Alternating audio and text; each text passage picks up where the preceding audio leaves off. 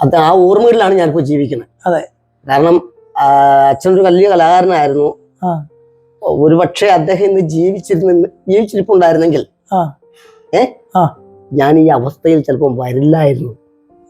ഒരു പക്ഷെ വന്നിരുന്നെങ്കിൽ അദ്ദേഹം എന്നെ താങ്ങി നിർത്തിയത്.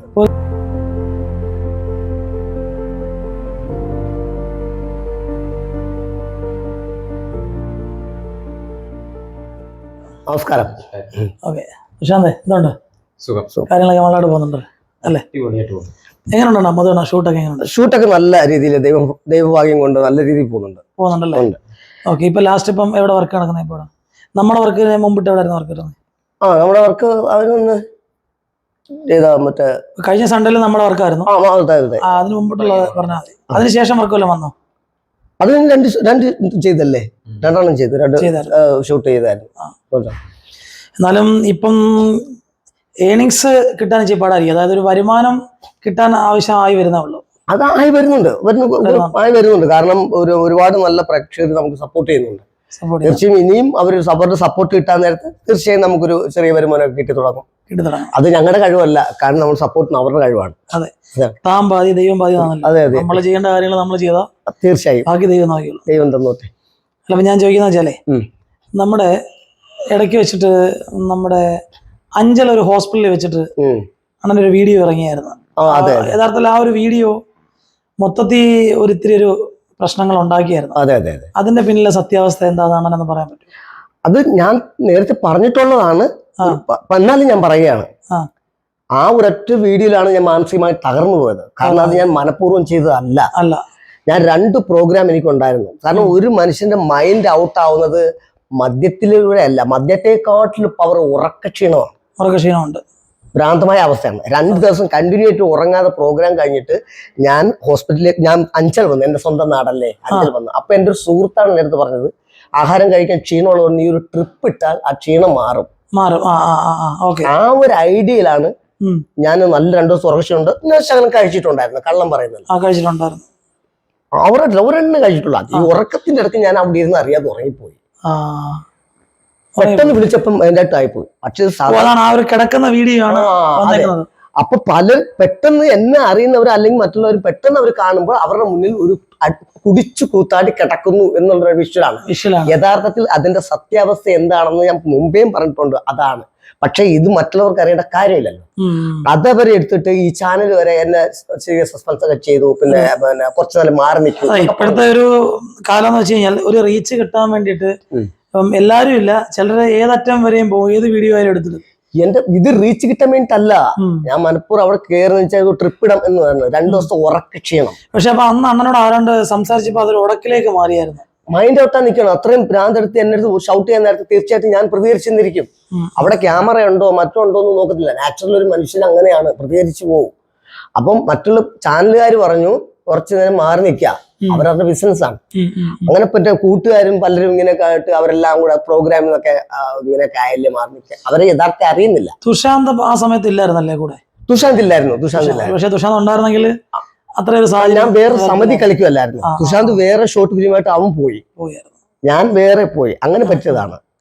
പക്ഷെ അതില് ഇപ്പം പിന്നെ ഇങ്ങോട്ട് സത്യം പറഞ്ഞാൽ അപ്പൊ ഒരു മണ്ടനായി ജീവിക്കുകയായിരുന്നു, മാനസികമായി തകർന്ന്. പക്ഷെ ഇപ്പൊ ഇത് തുഷാന്ത്, പ്രിൻസ് ഉൾപ്പെടെ നിങ്ങളെപ്പോൾ 1-2 പേര് എന്നെ ചേർത്ത് പിടിച്ചപ്പോ എനിക്ക് എന്റെ കാര്യം മനസ്സിലായി. അതാണ് അത് ഞാൻ ഇതിനകത്ത് മനസ്സിലാക്കിയ ഒരു പാടെന്ന് വെച്ച് കഴിഞ്ഞാല്, ഇപ്പം ഒരു ചെടി നമ്മുടെ വീടിനെ മുറ്റത്തേക്ക് ഒരു ചെടി ആയിക്കട്ടെ, 2 ദിവസം നോക്കുമ്പോൾ നമ്മളതിനെ ഒന്ന് വാടി കാണുമ്പോഴത്തേക്ക് ചിലപ്പോൾ നമ്മൾ അതിനെ മൈൻഡ് ചെയ്തതായിരിക്കും. വീണ്ടും 2 ദിവസം കഴിയുമ്പോഴത്തേക്ക് ഇത് വാടി കരിഞ്ഞു പോകും. പക്ഷെ ആ കരിയാൻ പോകുന്ന മൊമെന്റിൽ അതിന് 4 സൈഡും ഒരു കമ്പൊക്കെ കുത്തി ഇത്തിരി വളമൊക്കെ ഇട്ടെടുത്ത് ഇച്ചിരി വെള്ളം ഒഴിക്കാമെങ്കിൽ അത് നല്ല ഫലഭൂഷ്ടമായിട്ട് കയറി വരും എന്ന് പറഞ്ഞാലാണ് മനുഷ്യന്റെ കാര്യവും. അപ്പം ഒരു കൂട്ടുകാരനായാലും വിഷമിച്ചെടുത്ത് ഇരിക്കുകയാണെങ്കിൽ അവനോടൊന്ന് പോയി ചോദിക്കണം, എടാ എന്ത് പറ്റി, നീ ഇങ്ങനൊന്നും അല്ലായിരുന്നല്ലോ, എന്താ നിന്റെ പ്രശ്നം എന്ന് ചോദിക്കാൻ ഒരാളുണ്ടെങ്കിൽ തീർച്ചയായും അയാൾ കടന്നു വന്നിരിക്കും. ശരിയല്ലേ? തീർച്ചയായും. അതാണ് ഇപ്പോഴും ഞാൻ മധുവണ്ണന്റെ എനിക്ക് എൻ്റെ കുഞ്ഞുനാള് എനിക്കൊരു ഓർമ്മ വെച്ച കാലം കഴിഞ്ഞ് കുറച്ച് നാൾ കഴിയുമ്പോൾ തന്നെ ഫ്ലവേഴ്സിലൊക്കെ, അതായത് ഒരു 20 വർഷങ്ങൾക്ക് മുമ്പ് ആയിരിക്കും. ശരിയല്ലേ?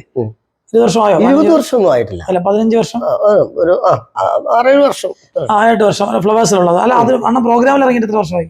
ഞാൻ പ്രോഗ്രാം പോയിട്ട് ഏകദേശം ഒരു 25 വർഷം. 25 വർഷമായി. അപ്പം ഈ മൊബൈൽ കാലഘട്ടത്തിൽ മൊബൈൽ ഇറങ്ങിയ സമയത്താണല്ലോ വീഡിയോസ് ഒക്കെ കാണാറും TV വഴിയൊക്കെ കാണാറൊക്കെ ഉണ്ട്.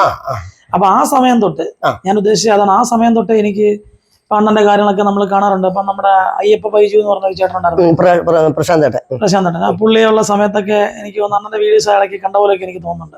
പ്രശാന്ത് ചേട്ടനൊക്കെ ഉള്ളപ്പം ഞാൻ ഉണ്ട് പിച്ച് വെച്ച് നടക്കുന്നത്. അപ്പോഴും അങ്ങനെ അറിയാവുന്നേ ഉള്ളൂ. പക്ഷെ ഇപ്പൊ നമ്മള് ഇച്ചിരി നല്ല രീതിയിൽ പരിചയപ്പെട്ടിട്ട് എനിക്ക് തോന്നുന്നു കൂടിപ്പോയ ഒരു 2 വർഷം 2-3 വർഷം. അന്ന് എന്റെ ഏറ്റവും അടുത്തൊരു സുഹൃത്തുണ്ടായിരുന്നു, പിന്നെ മേലിലുള്ള ഷിബു മേലില, അറിയാം. എന്റെ ഒരു ജ്യേഷ്ഠനായിട്ട് വരും.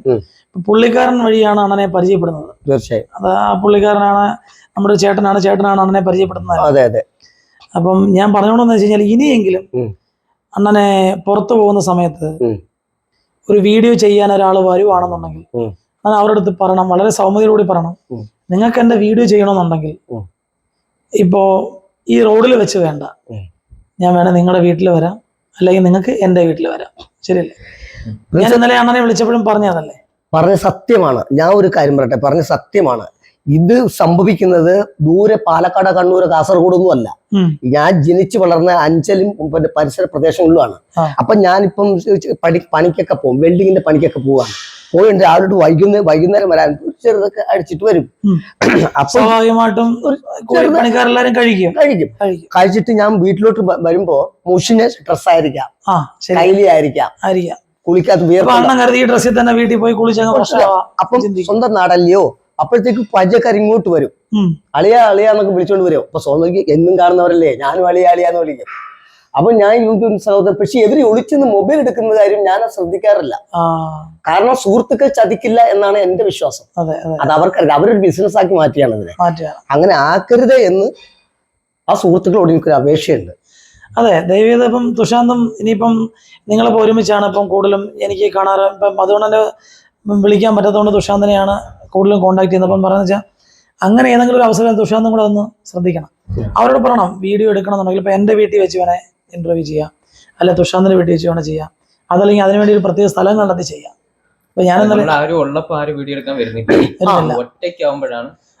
ഒറ്റയ്ക്കാവുമ്പോ അറിയാം. അതുമല്ല, ഞാൻ നോർമലി നല്ല ഡീസന്റ് ആയിട്ട് നടന്നാൽ എന്റെ അടുത്ത് ക്യാമറയില്ല, ആളുമില്ല. അതിനകത്ത് വലിയൊരു സത്യമാണ്. എന്താ പറയുക, ഒരെണ്ണം അടിച്ചിട്ട് എന്റെ വായിൽ നിന്ന് വീഴാൻ ഇങ്ങനെ കാത്തിരിക്കുക. ഞാൻ ചോദിക്കട്ടെ, നമ്മളിപ്പം നടന്നു പോവാ, ഒരു 3 മാവ് നിൽക്കുന്ന, ഒരു മാവില് കുറെ മാങ്ങയുണ്ട്, ബാക്കിയുള്ള 2 മാവില് മാങ്ങയില്ല. ആ മാവില് കിളികളുണ്ട്. അപ്പൊ 2 രീതിയിലും കല്ലെടുക്കുന്നവൻ 2 രീതിയിലും ചിന്തിക്കും. ഒന്നുകിൽ അവൻ ദുഷ്ട മനസ്സോട് ചിന്തിക്കും, ഈ മാവിൽ എറിഞ്ഞു കഴിഞ്ഞാൽ മാങ്ങ വീഴും, അതെനിക്ക് തിന്നാം. ദുഷ്ട മനസ്സുള്ളവനാ ചിന്തിക്കും, ആ കിളികളിരിക്കുന്ന മാവിൽ എറിഞ്ഞു കഴിഞ്ഞാൽ അതിലൊരു കിളി വീഴുക, അല്ലെന്നുണ്ടെങ്കിൽ അത് അവന് കാണുമ്പോൾ ഒരു രസം, ഒന്നുകിൽ ആ കിളികൾ പറന്നു പോകും. ഞാൻ പറയണത് പൊരുളെന്ന് വെച്ചാൽ, മാങ്ങയുള്ള മാവിലെ കല്ലെറിയുള്ളൂ. ഉദ്ദേശത്തിൽ 2 ആവാം, 1 ആവാം. ആ കിളികളെ ഓടിക്കാൻ വേണ്ടി കല്ലെറിഞ്ഞ്. അപ്പൊ എന്ന് പറഞ്ഞ പോലെ അണ്ണനെ പറ്റി കൂടുതൽ, അണ്ണന്റെ കുറെ ഒരു വീഡിയോ ക്യാമറയും കൊണ്ട് എടുത്ത് നടക്കുവാണെങ്കിൽ അണ്ണൻ മനസ്സിലാക്കണം, ഇതെന്റെ ഒരു ക്വാളിറ്റിയാണ്. അപ്പൊ അവന്റെ മുന്നിൽ ഞാൻ ബിഹേവ് ചെയ്യേണ്ടത് ഇവിടെ വെച്ചാൽ അതിനൊരു വേദിയുണ്ട്. അത് തെറ്റ് ചെയ്താൽ എടുത്തോട്ടെ, തെറ്റ് ചെയ്താൽ. ഞാൻ ഹരിചന്ദ്രനൊന്നും അല്ല, ഞാൻ സാധാരണ ഒരു മനുഷ്യനാണ്. പെട്ടെന്ന് കോപിക്കുകയും പെട്ടെന്ന് ചിരിക്കുകയും ചെയ്യുന്ന ഒരു വ്യക്തിയാണ്. അത് എന്റെ അറിയുന്നവർ തന്നെ വന്നിട്ട് ഞാൻ അടിച്ചിട്ടുണ്ടെന്ന് അവർക്ക് പൂർണ്ണമായിട്ടും അറിയാം, എന്നും കാണുന്നവരാണ്. ഇവര് വന്ന് എന്റെ വീഡിയോ എടുക്കുന്നത് എന്നെ നന്നാക്കാനല്ലെന്ന് എനിക്ക് പൂർണ്ണമായ വിശ്വാസമുണ്ട്. അവർക്ക് റീച്ച് കൂട്ടുക, ഒന്ന് ചീഞ്ഞാലേ മറ്റൊന്നിന് വളമാകും എന്ന് ചിന്തിക്കുന്നവരാണ് ഇവര്.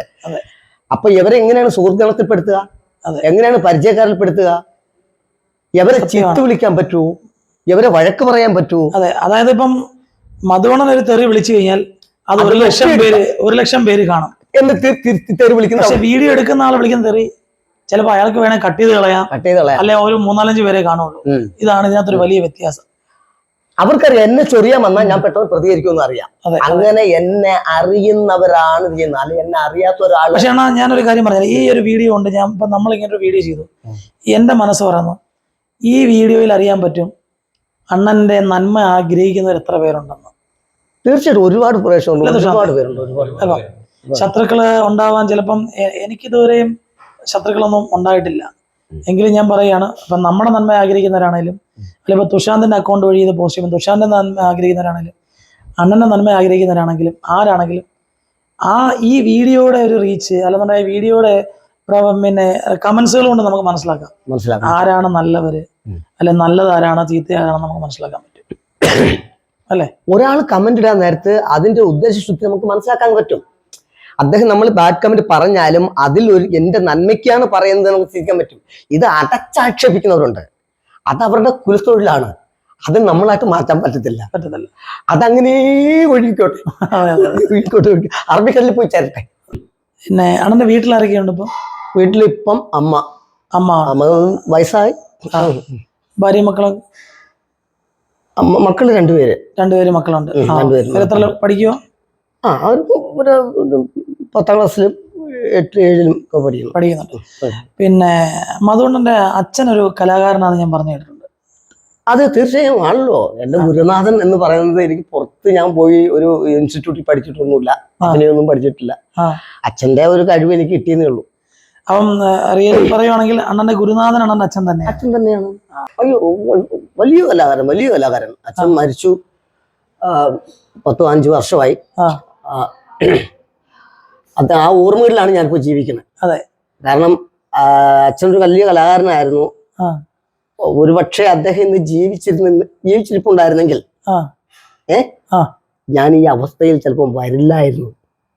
ഒരു പക്ഷെ വന്നിരുന്നെങ്കിൽ അദ്ദേഹം എന്നെ താങ്ങി നിർത്തിയത്. ഗുരുനാഥൻ തന്നെയായിരുന്നു അച്ഛനാണ് ഗുരുനാഥൻ മാത്രമല്ല, എല്ലാം എന്റെ ജീവിതത്തിലെല്ലാം. അല്ലാതെ എനിക്കായിട്ടൊരു പ്രത്യേക കഴിവില്ല, എല്ലാം അച്ഛന്റെ കഴിവ് തന്നെ.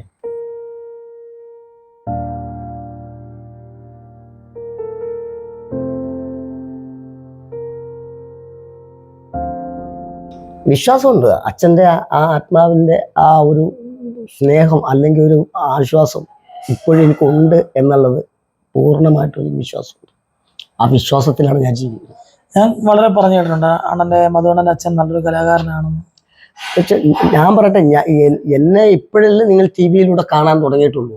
കുറച്ച് നാൾ മുമ്പ് ഞാൻ 5ാം ക്ലാസ്സിൽ പഠിക്കുമ്പോൾ എൻ്റെ അച്ഛൻ ആദ്യമായിട്ട് ദൂരദർശനിൽ പ്രോഗ്രാം ചെയ്ത വ്യക്തിയാണ്. അതെ, ദൂരദർശനില് കോൽക്കളിയുടെ ആശാനാണ്. ഒരുപാട് ശിഷ്യജനങ്ങളുണ്ട്. പിന്നെ തിടുമ്പ് നൃത്തം എന്ന് പറഞ്ഞൊരു പ്രോഗ്രാം ആയിട്ടാണ് അന്ന് ഞാൻ കേട്ടിട്ടുണ്ട്.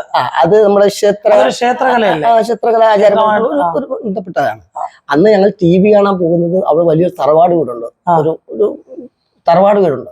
ഞങ്ങളെല്ലാവരും കൂടെ പണ്ട് കാലങ്ങളിലൊക്കെ 1.5 കിലോമീറ്റർ നടന്നിട്ടാണ് അച്ഛന്റെ പരിപാടി കാണാൻ പോയി മുട്ടുനിരുന്ന് കാണുന്നത്. ആ അച്ഛന്റെ അനുഗ്രഹം ഇപ്പൊ ഉണ്ട്. ആ ഒരു വിശ്വാസത്തിലാണ് ഇപ്പൊ ജീവിക്കണം. പിന്നെ അമ്മയും പൂർണ്ണ സപ്പോർട്ട്. ദുഷാന്ത് പറഞ്ഞ ഞാൻ കേട്ടിട്ടുണ്ട്, അമ്മ അണ്ണന്റെ ഒരു നല്ല നാളേക്ക് വേണ്ടിയിട്ട് അമ്മ കാത്തിരിക്കുകയാണ്. അത് മാത്രമല്ല, ഈ അമ്മ ഇപ്പം വയസ്സായ അവർ പെട്ടെന്ന് ദേഷ്യപ്പെടുകയാണ്. പക്ഷെ എന്റെ കൂട്ടുകാർ എന്റെ വീട്ടിൽ വന്നു കഴിഞ്ഞാൽ അവർക്ക് വേണ്ടി എവരാണ് അടുക്കളയിൽ കയറി കാപ്പിയും ചോറും. അമ്മ എന്ന് പറയുമ്പം അങ്ങനെ ആയിരിക്കുമല്ലോ. അല്ല, ആ ഒരു സന്തോഷമാണ്. അവർ ഇന്നേ വരെ 1 രൂപ ഇത്ര രൂപ കിട്ടിയതെന്ന് ചോദിക്കുക. സാമ്പത്തികം എല്ലാവർക്കും വേണ്ടത്. എന്റെ കൂടെ ഇങ്ങനെ സ്നേഹമായിട്ട് നിൽക്കുന്ന കൂട്ടുകാരെ കാണുമ്പോൾ എൻ്റെ അമ്മയ്ക്ക് ഭയങ്കര സന്തോഷമാണ്. അതല്ലേ ഏറ്റവും വലിയ സമ്പാദ്യം എന്ന് പറയുന്നത്. അതെ, കോടികൾ ഉണ്ടാവട്ടെ, അത് നാളെ പോകും. പക്ഷെ സുഹൃത്ത് ബന്ധം സത്യമാണ് പറഞ്ഞത്. ഒരു മോനാണ്? ഞാൻ ഒരു മോൻ. ഞങ്ങൾ 5 പേരാണ്. 4 പെൺമക്കളാണ്. 4 പേര് കല്യാണം കഴിച്ചു. ഏറ്റവും ഇളയ സന്തതിയാണ് ഞാൻ. അതെ, ഏറ്റവും ഇളയാളാ. അതെ, അവരൊക്കെ സന്തോഷമായിട്ട് ജീവിക്കുന്നു. സന്തോഷം, എല്ലാവരും നല്ല സന്തോഷമായിട്ട് ജീവിക്കുന്നു. അവർക്കും ഇതേ ഉള്ളൂ ഒരു വേദന. നല്ലപോലെ വന്നിട്ട് പെട്ടെന്ന് ആയപ്പോഴും അവരും നല്ലതാണ് പറയണത്. പക്ഷെ അണ്ണനിപ്പം എന്തെങ്കിലും ഒരു ബിസിനസ് തുടങ്ങണം എന്ന ആഗ്രഹം അങ്ങനെ വല്ലതും ഉണ്ടോ? അതായത് എന്തെങ്കിലും ഒരു ഷോപ്പ് ഇടുകയോ അതായത് കല കൊണ്ട് മാത്രം മുന്നോട്ട് പോകാൻ പറ്റത്തില്ല. ഒരിക്കലും പറ്റില്ല. അതിനല്ലെങ്കിൽ അതിനൊക്കെ ഒരു കലാകാരനാവണം, അല്ലെങ്കിൽ നമ്മുടെ സാമ്പത്തിക സ്ഥിതി അങ്ങനെ ഭദ്രമായിരിക്കണം. അങ്ങനെ നമ്മുടെ സാമ്പത്തിക സ്ഥിതി ഭദ്രമാക്കുന്നതല്ല, മാത്രമല്ല നമ്മുടെ കലയിൽ നിന്നൊരു വരുമാനം കിട്ടണമെങ്കിൽ നമ്മളെ കാണുന്ന പ്രേക്ഷകർ വിചാരിക്കണം. തീർച്ചയായും അതിന് സമയമെടുക്കും. അത് അങ്ങനെ ആകുമ്പം അണ്ണൻ ഇപ്പം ഒരു ജോലിക്ക് പോകുന്നതിനോട് കാട്ടിലും ബെറ്റർ ഒരു ബിസിനസ് സ്വന്തമായിട്ട് തുടങ്ങാൻ എന്തെങ്കിലും താല്പര്യമുണ്ട്? അത് ആഗ്രഹം ഇല്ലാതിരിക്കുവോ? അങ്ങനെ വലിയൊരു ആഗ്രഹങ്ങളല്ലേ, മനസ്സ് നിറയെ ആഗ്രഹങ്ങൾ. അതിനായിട്ട് ആരെങ്കിലും ഒരാൾ മുന്നോട്ട് വരും, ഉറപ്പെൻ്റെ മനസ്സ് പറയുന്നു, വരും. തീർച്ചയായും അണ്ണനൊരു ബിസിനസ് സ്റ്റാർട്ട് ചെയ്യാൻ വേണ്ടി ഒരാൾ മുന്നോട്ട് വരും. നല്ല കാര്യം. കാരണം അങ്ങനെ വരണമേ എന്ന് ഞാൻ പ്രാർത്ഥിക്കുന്നു. അത്രേ ഉള്ളൂ. കാരണം നേരത്തെ പ്രിൻസിപ്പൽ പറയും പോലെ തന്നെ ഒരു മിഡിൽ ക്ലാസ് അല്ല, ലോ ക്ലാസ് ഒരു കുടുംബത്താണ് ഞാനിപ്പോൾ ജീവിക്കുന്നത്. കുടുംബത്തിന് മിഡിൽ ആരും ഇപ്പൊ പണ്ടുള്ള അല്ല, നേരത്തെ പറഞ്ഞത് വേണ്ട. ഇപ്പൊ ഈ കല എന്ന് പറയുന്നത് ഒരു സൈഡിൽ കൂടെ കൊണ്ടുപോകാൻ പറ്റുള്ളൂ. അല്ലെങ്കിൽ ഞാൻ ഇറങ്ങി അധ്വാനിക്കണം. അണ്ണൻ പറഞ്ഞ സത്യം ശരിയാ. അണ്ണൻ പറഞ്ഞ ഞാനൊരു മിഡിൽ ക്ലാസ് ഫാമിലി ആണെന്ന് പറഞ്ഞില്ലേ. പക്ഷെ ഞാനൊരു ചോദ്യം ചോദിച്ചോട്ടെ, വായിൽ വെള്ളിക്കരണ്ടിയായിട്ട് ആരും ജനിക്കുന്നില്ല, അതില്ല അല്ലേ? അത് മനുഷ്യന്റെ സാഹചര്യങ്ങളാവാം, തീർച്ചയായും, അല്ലേ? അതുകൊണ്ട് ഞാൻ ചെറുത് ഞാൻ വലുത് ഒരിക്കലും എനിക്ക് അങ്ങനൊന്നുമില്ല.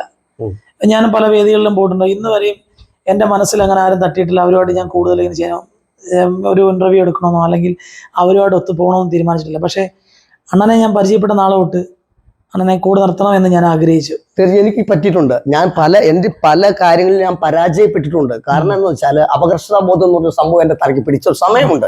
ഇപ്പോഴില്ല. അപകർഷതാബോധം ആത്മവിശ്വാസത്തെ കരുത്തി കളയത്തില്ലേ? ആത്മവിശ്വാസത്തിന് ശത്രുവില്ല അപകർഷതാബോധം. ഇത് പിന്നെയാണ് ഞാൻ അറിയാൻ തുടങ്ങിയത്. ഇപ്പൊ എനിക്ക് അങ്ങനെയില്ല. കാരണം എനിക്ക് എൻ്റെ തെറ്റുകൾ പറയാനും നല്ല നല്ല ഫ്രണ്ട്സ്, എന്ത് കാര്യം ഉണ്ടെങ്കിലും അടുത്ത കൂട്ടുകാരനോട് ഓപ്പണായിട്ട് തുറന്ന് പറയണം, ഒന്നും മനസ്സിൽ വെച്ച്. അങ്ങനെ ആയിരുന്നില്ല ഞാൻ. ഇപ്പൊ അങ്ങനെ ഒരുപാട് മാറ്റമുണ്ട്. മാറ്റം പറഞ്ഞ സമയത്ത് ഞാൻ അണ്ണനെ ഒരു 4 തവണ കാണുമ്പോഴും അണ്ണൻ മദ്യവെച്ചിട്ടുണ്ടായിരുന്നു. ഇപ്പോഴല്ല, ഒരു വർഷം മുമ്പിട്ട്. പക്ഷെ ഇപ്പൊ ഞാൻ അണ്ണനെ കാണുമ്പോഴൊന്നും അണ്ണൻ മദ്യവെക്കാറില്ല. അത് ഇനി ഞാൻ വിളിക്കുമ്പം അണ്ണൻ നല്ല ടിപ്ടോപ്പാടെ വരുന്നതല്ല, അതെനിക്ക് നല്ല സന്തോഷമുണ്ട്. അല്ല പ്രിൻസ്, ഞാൻ ഹരിചന്ദ്രനൊന്നുമല്ല, എന്നാലും പറയാണ് പഴയകാല ഫാമിലി പ്രോഗ്രാംസ് ഉണ്ടായിരുന്നു, ഒരു വർഷങ്ങൾക്ക് മുമ്പ് ഉണ്ടായിരുന്നു.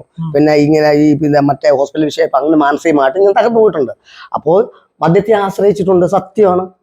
പക്ഷെ ഇപ്പൊ മാനസികമായിട്ട് ഞാൻ മുന്നിൽ ഒരു സന്തോഷം എനിക്കുള്ളിൽ വന്നപ്പോഴത്തേക്ക് എന്തിന് ആ ലഹരി, എനിക്ക് ഈ ലഹരി ഉണ്ടല്ലോ. പിന്നെ പൂർണ്ണമായി നിർത്തിയില്ലെങ്കിലും വല്ലപ്പോഴും ഒരു കഴിക്കാറുണ്ട്, പബ്ലിക്കിൽ കഴിക്കാതിരിക്കാൻ മാക്സിമം ശ്രദ്ധിക്കാറുണ്ട്. അതൊരു കാര്യം വെച്ചാൽ അണ്ണന്റെ അമ്മ എല്ലാ കാര്യങ്ങൾക്കും സപ്പോർട്ടാണെന്ന് തുഷാന്ത് പറഞ്ഞിട്ടുണ്ട്. തീർച്ചയായും അമ്മ പറയാറുണ്ട് എന്റെ മോൻ നല്ലൊരു നിലയിലെത്തണം എന്നൊക്കെ അമ്മയ്ക്ക് ആഗ്രഹമുണ്ട്. ഇപ്പൊ ഞാൻ പറഞ്ഞ വെച്ചാൽ ഏതൊരു മനുഷ്യന്റെയും ഒരു രക്ഷപ്പെടലിന്റെ പിന്നില് ഒന്നുകിൽ ഒരു സ്ത്രീയോ അല്ലെ ഒരു പുരുഷനോ അല്ലെ സുഹൃത്തുക്കളോ ആരെങ്കിലും ഉണ്ടായിരിക്കും. ഒന്നിലെ അമ്മയായിരിക്കാം, അല്ലെ ഭാര്യയായിരിക്കാം, അല്ലെ സുഹൃത്തുക്കളായിരിക്കാം. പക്ഷെ അണ്ണന്റെ പിന്നില് ഞങ്ങളൊക്കെ ഉണ്ട് എന്ന് 100% അണ്ണൻ കരുതിക്കും. ഇനി അണ്ണന്റെ മുന്നോട്ടുള്ള ലൈഫിൽ അണ്ണൻ കയറി വരും, ഉറപ്പാണ്.